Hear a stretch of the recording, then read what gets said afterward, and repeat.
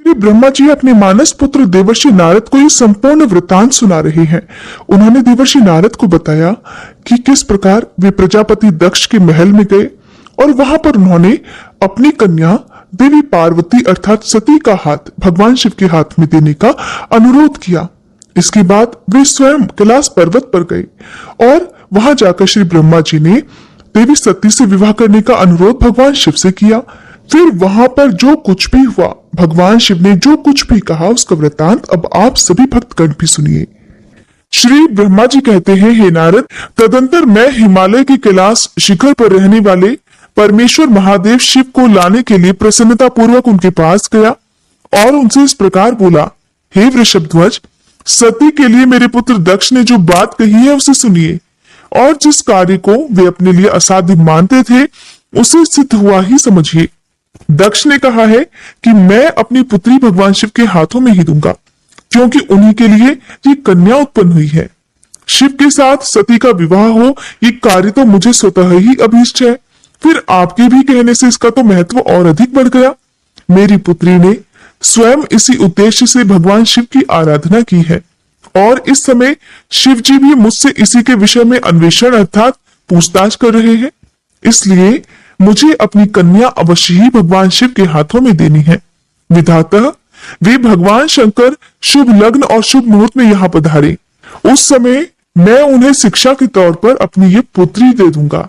हे वृषभध्वज, मुझसे दक्ष ने ऐसी बात कही है, अतः आप शुभ मुहूर्त में उनके घर चलिए और सती को ले आइए। मुने मेरी ये बात सुनकर भक्त वत्सल रुद्र लौकिक गति का आश्रय लेकर हंसते हुए मुझसे कहने लगे, संसार की सृष्टि करने वाले ब्रह्मा जी, मैं तुम्हारे और नारद के साथ ही दक्ष के घर चलूंगा, अतः नारद का स्मरण करो। अपने मरीचि आदि मानस पुत्रों को भी बुला लो। विधे मैं उन सब के साथ दक्ष के निवास स्थान पर चलूंगा और मेरे पार्षद भी मेरे साथ रहेंगे। नारद, लोकाचार के निर्वाह में लगे हुए भगवान शिव के इस प्रकार आज्ञा देने पर मैंने तुम्हारा और मरीचि आदि पुत्रों का भी स्मरण किया। मेरे याद करते ही तुम्हारे साथ मेरे सभी मानस पुत्र मन में आदर की भावना लिए शीघ्र ही वहां पहुंच गए। उस समय तुम सभी लोग हर्ष से उत्फुल्ल हो रहे थे। फिर रुद्र के स्मरण करने पर शिव भक्तों के सम्राट भगवान विष्णु भी अपने सैनिकों तथा कमला देवी के साथ गरुड़ पर आरूढ़ होकर तुरंत वहां आ गए। तदंतर चैत्र मास के शुक्ल पक्ष की त्रयोदशी तिथि में रविवार की पूर्वा फाल्गुनी नक्षत्र में मुझ ब्रह्मा और विष्णु आदि समस्त देवताओं के साथ महेश्वर ने विवाह के लिए यात्रा की। मार्ग में उन देवताओं और ऋषियों के साथ यात्रा करते हुए भगवान शंकर बड़ी शोभा पा रहे थे। वहां जाते हुए देवताओं, मुनियों तथा आनंद मग्न मन वाले प्रमथ गणों का रास्ते में बड़ा भारी उत्सव हो रहा था। भगवान शिव की इच्छा से वृषभ, व्याघ्र और सर्प, जटा और चंद्रकला आदि सब के सब उनके लिए यथा योग्य आभूषण बन गए। तदंतर वेग से चलने वाले बलवान बलिवर्द नंदिकेश्वर पर आरूढ़ हुए महादेव जी श्री विष्णु आदि देवताओं को अपने साथ लिए क्षण भर में प्रसन्नता पूर्वक दक्ष के घर जा पहुंचे। वहां विनीत चित्त वाले प्रजापति दक्ष ने समस्त आत्मी जनों के साथ भगवान शिव का आदर सत्कार किया। उस समय उनके समस्त अंगों में हर्ष जनित रोमांच हो आया था। स्वयं दक्ष ने अपने द्वार पर आए हुए समस्त देवताओं का सत्कार किया। वे सब लोग सुरश्रेष्ठ शिव को बिठाकर उनके पार्श्व भाग में स्वयं भी मुनियों के साथ क्रमशः बैठ गए। इसके बाद दक्ष ने मुनियों सहित समस्त देवताओं की परिक्रमा की और उन सब के साथ भगवान शिव को घर के भीतर ले आए। उस समय दक्ष के मन में बड़ी प्रसन्नता थी। उन्होंने सर्वेश्वर शिव को उत्तम आसन देकर स्वयं ही विधि पूर्वक उनका पूजन किया। तत्पश्चात श्री विष्णु का, मेरा, ब्राह्मणों का, देवताओं का और समस्त शिव गणों का भी यथोचित विधि से उत्तम भक्ति भाव के साथ पूजन किया। इस तरह पूजनीय पुरुषों तथा अन्य लोगों सहित उन सबका यथोचित आदर सत्कार करके दक्ष ने मेरे मानसपुत्र मरीचि आदि मुनियों के साथ आवश्यक सलाह की। इसके बाद मेरे पुत्र दक्ष ने मुझ पिता से मेरे चरणों में प्रणाम करके प्रसन्नता पूर्वक कहा कि हे प्रभु, आप ही इस वैवाहिक कार्य को संपन्न कराइए। तब मैं भी हर्ष भरे हृदय से बहुत अच्छा कहकर उठा और वह सारा कार्य कराने लगा। तदंतर ग्रहों के बल से युक्त शुभ लग्न और मुहूर्त में दक्ष ने हर्षपूर्वक अपनी पुत्री सती का हाथ भगवान शंकर के हाथों में दे दिया। उस समय हर्ष से भरे हुए भगवान वृषभध्वज ने भी वैवाहिक विधि से सुंदर दक्ष कन्या का पाणी ग्रहण किया। फिर मैंने, श्री हरि ने, तुम तथा अन्य मुनियों ने, देवताओं और प्रमथ गणों ने भगवान शिव को प्रणाम किया और सबने नाना प्रकार की स्तुतियों द्वारा उन्हें संतुष्ट किया। उस समय नाच गान के साथ महान उत्सव मनाया गया। समस्त देवताओं और मुनियों को बड़ा आनंद प्राप्त हुआ। भगवान शिव के लिए कन्यादान करके मेरे पुत्र दक्ष कृतार्थ हो गए।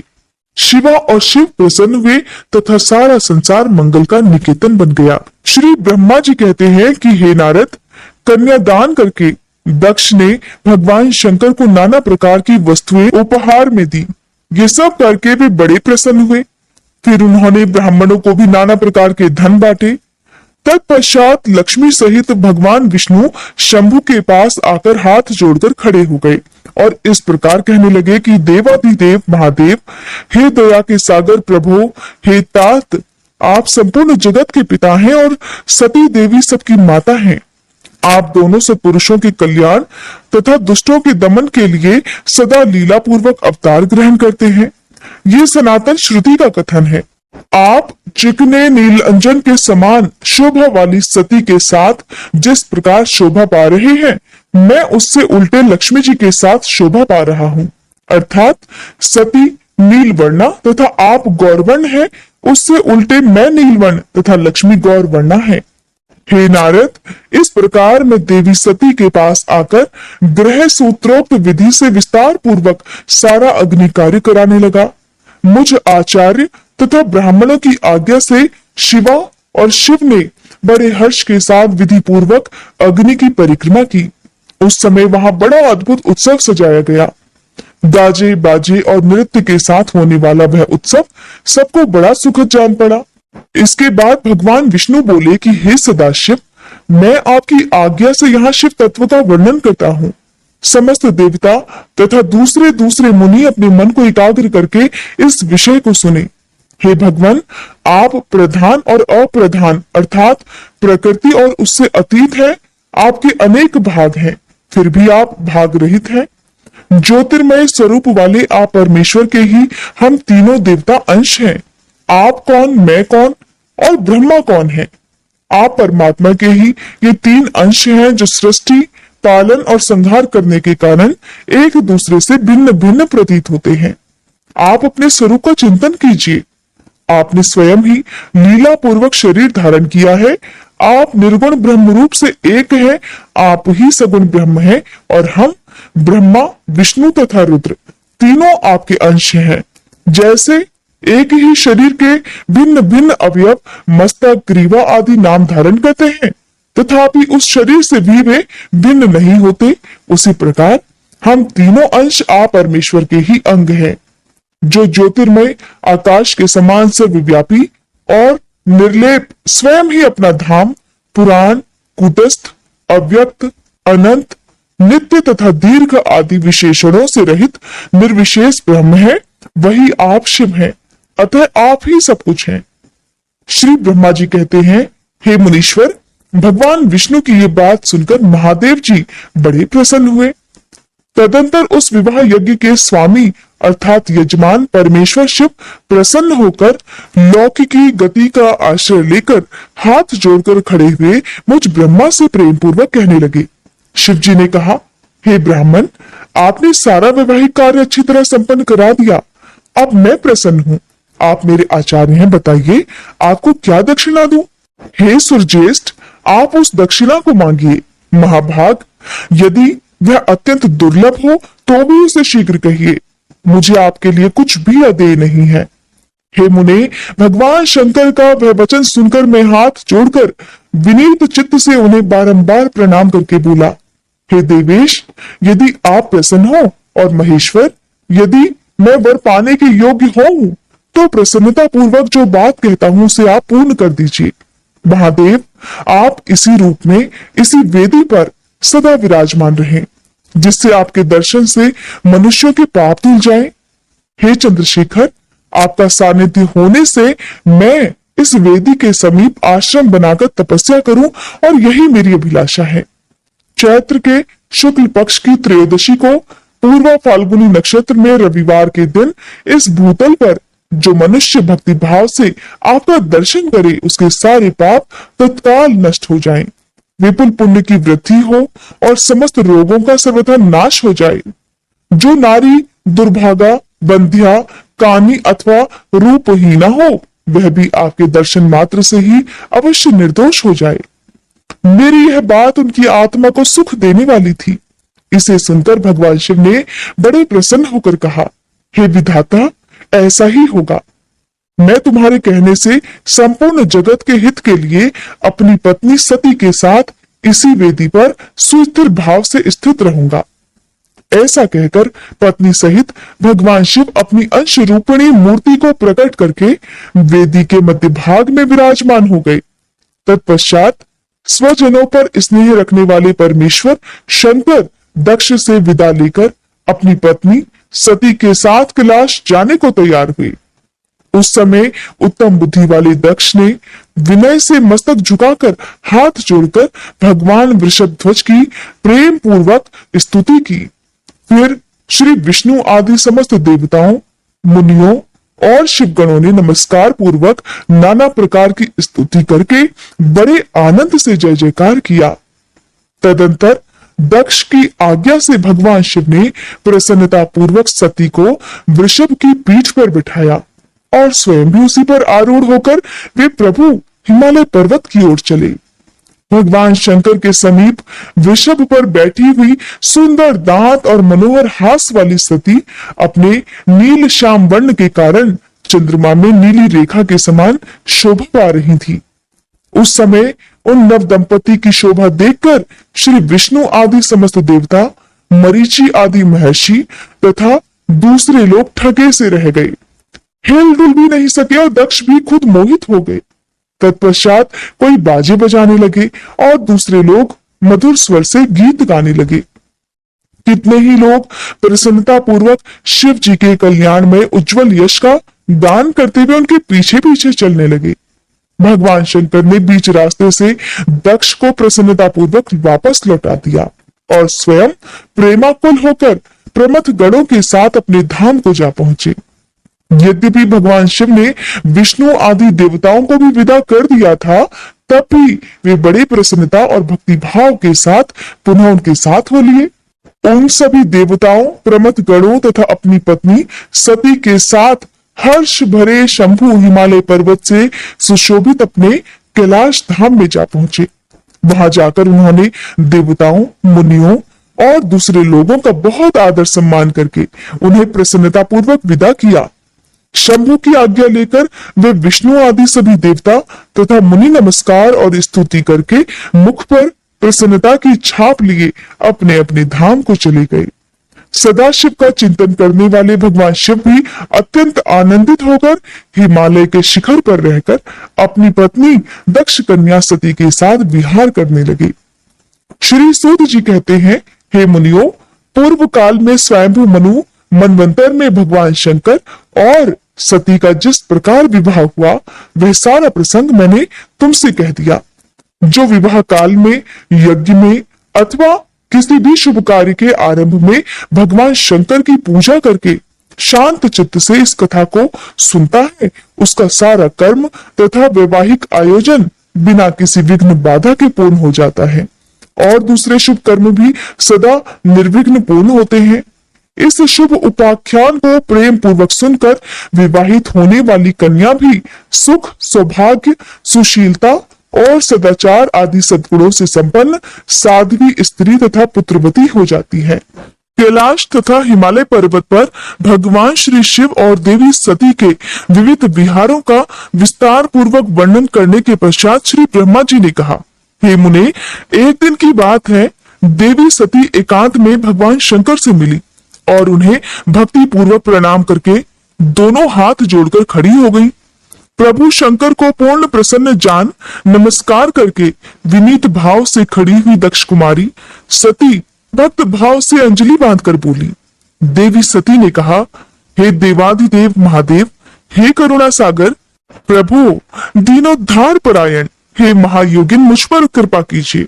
आप परम पुरुष हैं, सबके स्वामी हैं, रजोगुण, सत्वगुण और तमोगुण से परे हैं, निर्गुण भी है और सगुण भी है, सबके साक्षी, निर्विकार और महाप्रभु हैं। हे हर, मैं धन्य हूँ जो आपकी कामिनी और आपके साथ सुंदर विहार करने वाली आपकी प्रिया हुई।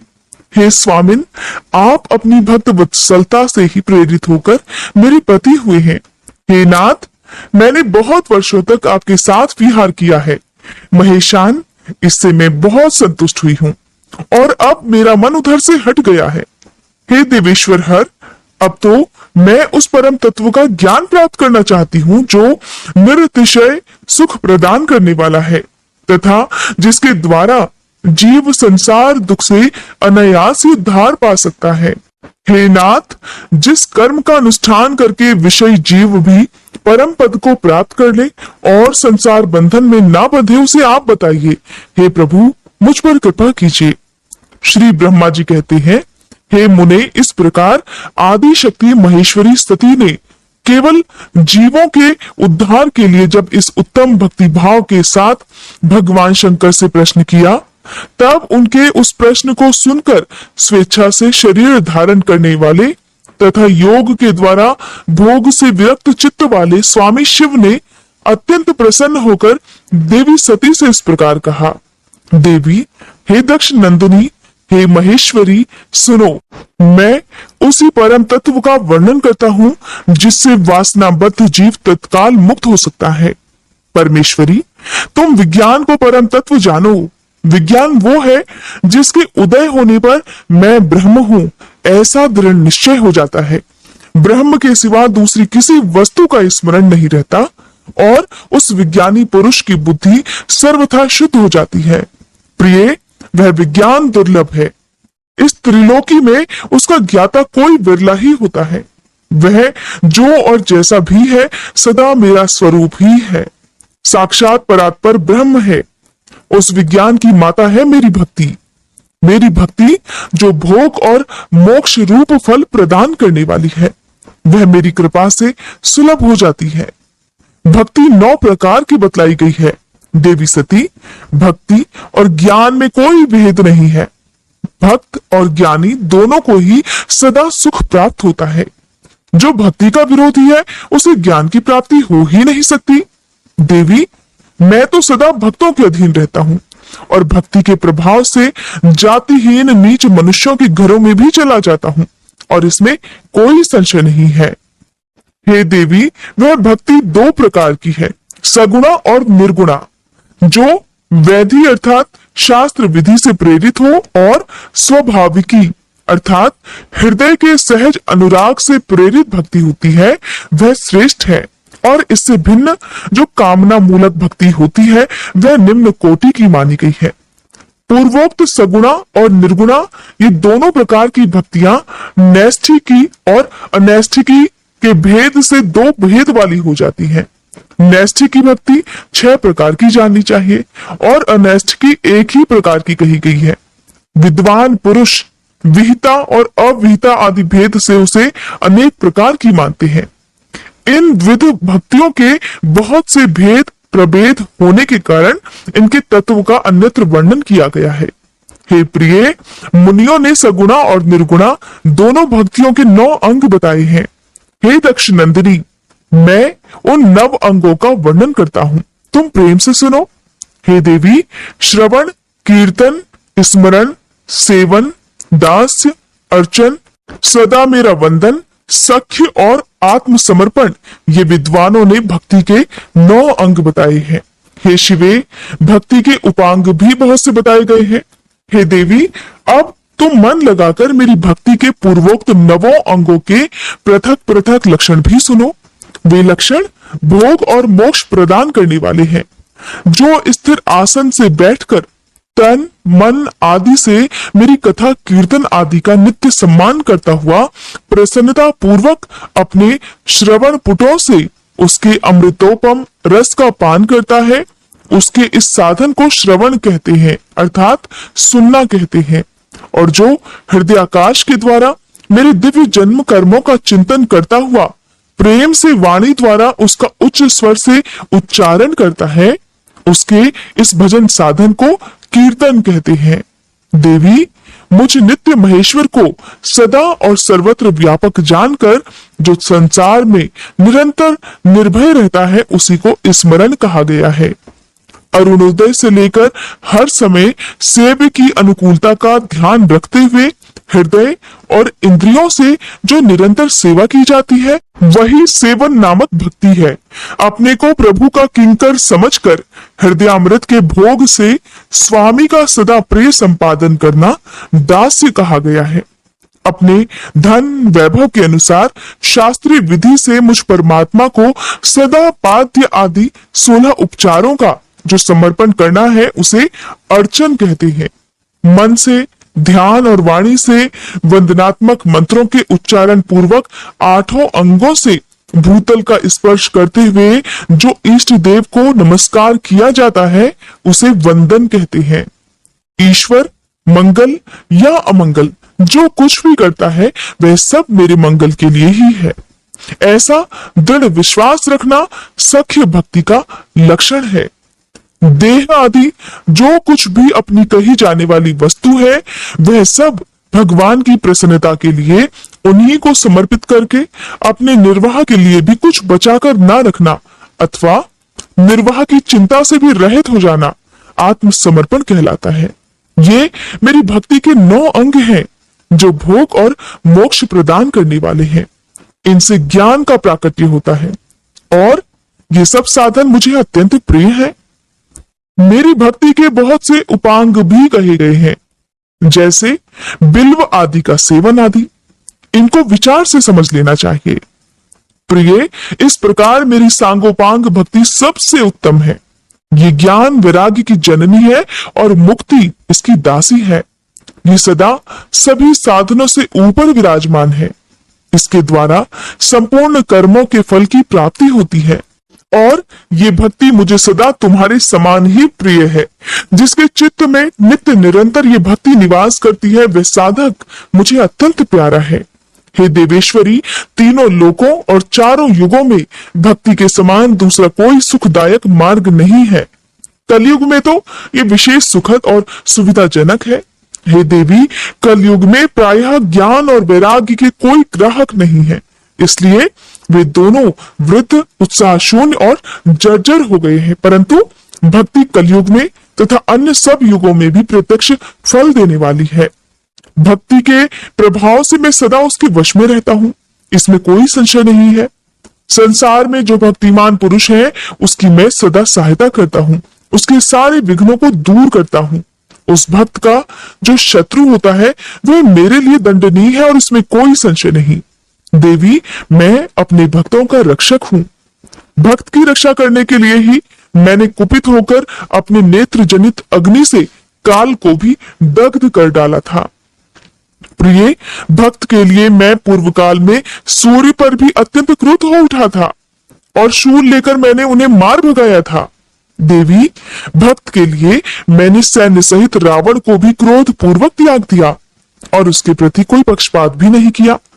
हे सती, हे देवेश्वरी, बहुत कहने से क्या लाभ, मैं तो सदा ही भक्त के अधीन रहता हूँ और भक्ति करने वाले पुरुष के अत्यंत वश में हो जाता हूँ। श्री ब्रह्मा जी कहते हैं, हे नारद, इस प्रकार भक्त का महत्व सुनकर दक्ष कन्या सती को बड़ा हर्ष हुआ। उन्होंने अत्यंत प्रसन्नता पूर्वक भगवान शिव को मन ही मन प्रणाम किया। हे मुने, सती देवी ने पुनः भक्ति कांड विषयक शास्त्र के विषय में भक्ति पूर्वक पूछा। उन्होंने जिज्ञासा की कि जो लोक में सुखदायक तथा जीवों के उद्धार के साधनों का प्रतिपादक है, वह शास्त्र कौन सा है। उन्होंने यंत्र मंत्र शास्त्र, उसके महात्म्य तथा अन्य जीवोद्धारक धर्ममय साधनों के विषय में विशेष रूप से जानने की इच्छा प्रकट की। सती के इस प्रश्न को सुनकर शंकर जी के मन में बड़ी प्रसन्नता हुई। उन्होंने जीवों के उद्धार के लिए सभी शास्त्रों का प्रेम पूर्वक वर्णन किया। महेश्वर ने 5 अंगों सहित तंत्र शास्त्र, यंत्र शास्त्र तथा भिन्न भिन्न देवेश्वरों की महिमा का वर्णन किया। हे मुनीश्वर, इतिहास कथा सहित उन देवताओं के भक्तों की महिमा का, वर्णाश्रम धर्मों का और राज धर्मों का भी निरूपण किया। पुत्र और स्त्री के धर्म की महिमा का, कभी नष्ट न होने वाले वर्णाश्रम धर्म का और जीवों को सुख देने वाले वैदिक शास्त्र तथा ज्योतिष शास्त्र का भी वर्णन किया। महेश्वर ने कृपा करके उत्तम सामुद्रिक शास्त्र का तथा और भी बहुत से शास्त्रों का तत्वतः वर्णन किया। इस प्रकार लोकोपकार करने के लिए सद्गुण संपन्न शरीर धारण करने वाले त्रिलोक सुखदायक और सर्वज्ञ सती शिव हिमालय के कैलाश शिखर पर तथा अन्य स्थानों में नाना प्रकार की लीलाएं करते थे। वे दोनों दंपति साक्षात पर ब्रह्म स्वरूप हैं। देवर्षि नारद बोले, हे ब्राह्मण, हे विधे, हे प्रजनाथ, हे महाप्राज्ञ दयानिधि, आपने भगवान शंकर और देवी सती के मंगलकारी सुयश का श्रवण कराया है। अब इस समय पुनः प्रेम पूर्वक उनके उत्तम यश का वर्णन भी कीजिए। उन शिव दंपति ने वहां रहकर कौन सा चरित्र किया था? तब श्री ब्रह्मा जी कहने लगे, हे मुने, तुम मुझसे सती और शिवजी के चरित्र का प्रेम से श्रवण करो। वे दोनों दंपति वहां लौकिकी गति का आश्रय लेकर नित्य निरंतर क्रीड़ा किया करते थे। तदंतर महादेवी सती को अपने पति शंकर का वियोग प्राप्त हुआ। ऐसा कुछ श्रेष्ठ बुद्धिमान वाले विद्वानों का कथन है, परंतु हे मुने, वास्तव में उन दोनों का परस्पर वियोग कैसे हो सकता है? क्योंकि वे दोनों वाणी और अर्थ के समान एक दूसरे से सदा मिले जुले हैं, शक्ति और शक्तिमान हैं तथा चित स्वरूप हैं। फिर भी उनमें लीला विषयक रुचि होने के कारण वह सब कुछ संगठित हो सकता है। सती और शिव यद्यपि ईश्वर हैं, तब भी लौकिक रीति का अनुसरण करके वे जो जो लीलाएं करते हैं वे सब संभव हैं। दक्ष कन्या सती ने जब देखा कि मेरे पति ने मुझे त्याग दिया है, तब वे अपने पिता दक्ष के यज्ञ में गई और वहां भगवान शंकर का अनादर देखकर उन्होंने अपने शरीर को त्याग दिया। वे ही सती पुनः हिमालय के घर पार्वती के नाम से प्रकट हुई और बड़ी भारी तपस्या करके उन्होंने विवाह के द्वारा पुनः भगवान शिव को प्राप्त कर लिया। श्री सूत जी कहते हैं, हे महर्षियों, ब्रह्मा जी की ये बात सुनकर नारद जी ने विधाता से शिवा और शिव के महान यश के विषय में इस प्रकार पूछा। देवर्षि नारद बोले, हे महाभाग विष्णु शिष्य, हे विधाता, आप मुझे शिवा और शिव के भाव तथा आचार से संबंध रखने वाले उनके चरित्र को विस्तार पूर्वक सुनाइए। हे तात, भगवान शंकर ने अपने प्राणों से भी प्यारी धर्मपत्नी सती का किस लिए त्याग किया? ये घटना तो मुझे बड़ी विचित्र जान पड़ती है, अतः इसे आप अवश्य कहिए। हे विधाता, आपके पुत्र दक्ष के यज्ञ में भगवान शिव का अनादर कैसे हुआ और वहां पिता के यज्ञ में जाकर देवी सती ने अपने शरीर का त्याग किस प्रकार किया? उसके बाद वहां क्या हुआ? भगवान महेश्वर ने क्या किया? ये सब बातें मुझसे कहिए। इन्हें सुनने के लिए मेरे मन में बड़ी श्रद्धा है। तब श्री ब्रह्मा जी ने कहा, मेरे पुत्रों में श्रेष्ठ महाप्राज्ञ तात नारद, तुम महर्षियों के साथ बड़े प्रेम से भगवान चंद्रमौली का ये चरित्र सुनो। श्री विष्णु आदि देवताओं से सेवित पर ब्रह्म महेश्वर को नमस्कार करके मैं उनके महान अद्भुत चरित्र का वर्णन आरंभ करता हूँ। हे मुने, ये सब भगवान शिव की लीला ही है। वे प्रभु तो अनेक प्रकार की लीलाएं करने वाले स्वतंत्र और निर्विकार हैं। देवी सती भी वैसी ही हैं, अन्यथा वैसा कर्म करने में भला कौन समर्थ हो सकता है? परमेश्वर शिव ही पर ब्रह्म परमात्मा है।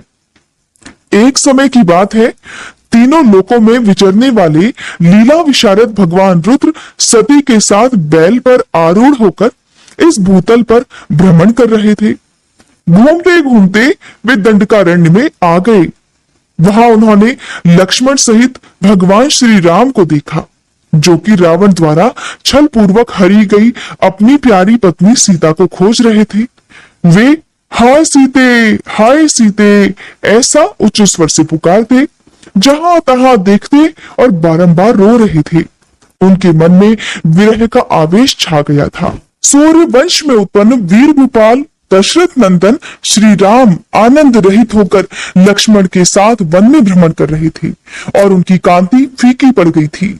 उस समय उदार चेता पूर्णकाम भगवान शंकर ने बड़ी प्रसन्नता के साथ उन्हें प्रणाम किया और जय जयकार करके वे दूसरी ओर चल दिए। भक्त वत्सल शंकर ने उस वन में श्री राम के सामने अपने को प्रकट नहीं किया। भगवान शिव की मोह में डालने वाली ऐसी लीला देखकर देवी सती को बड़ा विस्मय हुआ। वे उनकी माया से मोहित होकर उनसे इस प्रकार कहने लगी।